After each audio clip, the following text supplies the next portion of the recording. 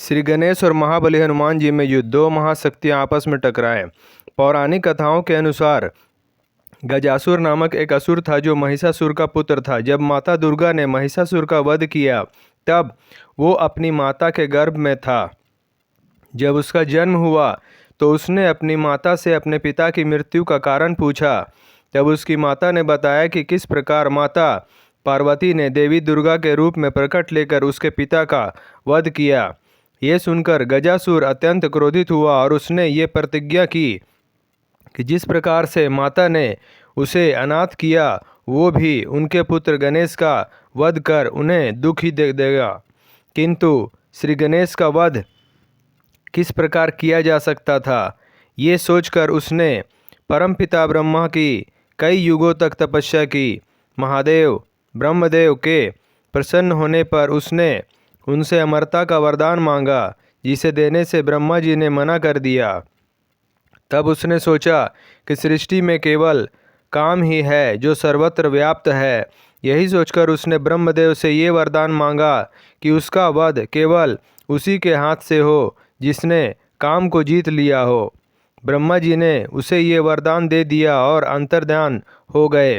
वरदान प्राप्त कर वो निरंकुश हो गया और सृष्टि में उत्पात मचाना प्रारंभ किया।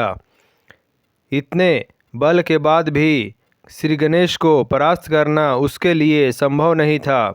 इसी कारण उसने राम भक्त का स्वांग रचा और महाबली हनुमान की तपस्या आरंभ कर दी। जब महाबली ने देखा कि उन्हीं के समान एक राम भक्त उनकी तपस्या कर रहा है तो उन्होंने गजासुर को दर्शन दिए। गजासुर ने उनसे वरदान का वचन लेकर कहा कि शिवपुत्र गणेश श्री राम की सदैव अवहेलना करता है। मैं चाहता हूँ कि आप उससे युद्ध कर उसे मृत्युदंड दें। हनुमान जी वचनबद्ध थे, इसलिए वे श्री गणेश से युद्ध को चले। मार्ग में उनकी भेंट देवर्षि नारद से हुई। उन्होंने देवर्षि से पूछा कि क्या वास्तव में गणेश रामद्रोही हैं। देवर्षि स्वयं चाहते थे कि गजासुर का विनाश शीघ्र ही हो। यही सोचकर उन्होंने झूठ तो नहीं बोला, पर बात बदल कर कहा कि गणेश तो सदैव शिव भक्ति में लीन रहते हैं, श्री राम का स्मरण करते तो मैंने उन्हें कभी नहीं सुना। देवर्षि से ऐसा सुनकर हनुमान उसे सत्य मानकर कैलाश पहुँचे और श्री गणेश को ललकारा। उधर देवर्षि तत्काल माता पार्वती के पास गए और उन्हें सूचित किया कि महाबली हनुमान विघ्नहर्ता से युद्ध करने कैलाश पहुंच गए हैं।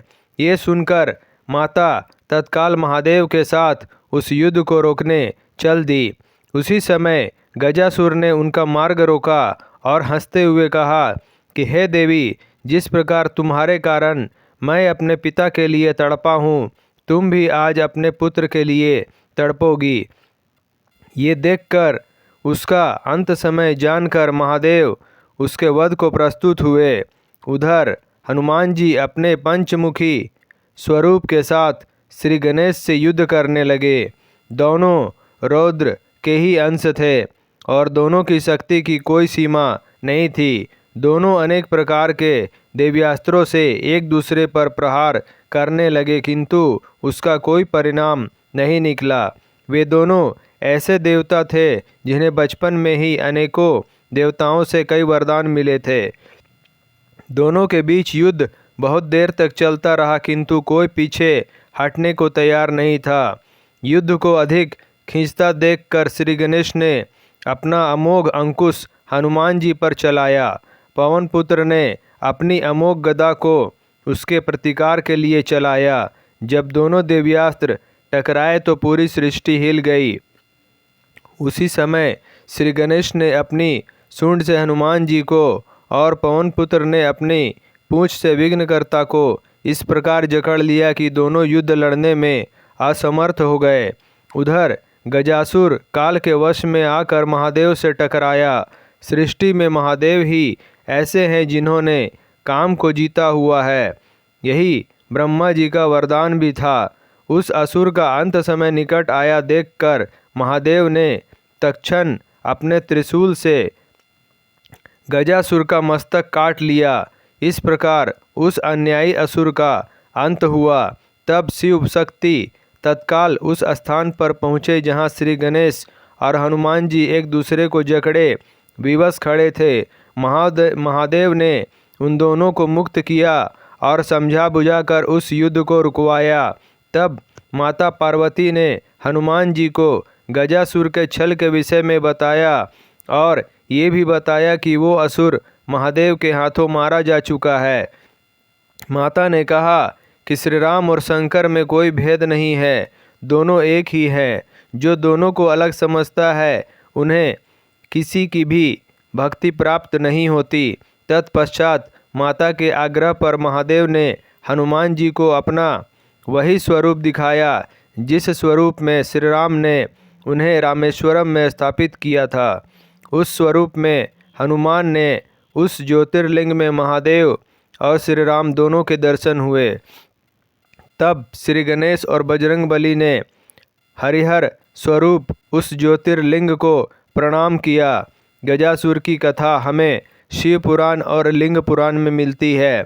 शिव पुराण में वर्णित गजासुर की कथा के बारे में हम किसी और लेख में जानेंगे। जय श्री गणेश, जय हनुमान।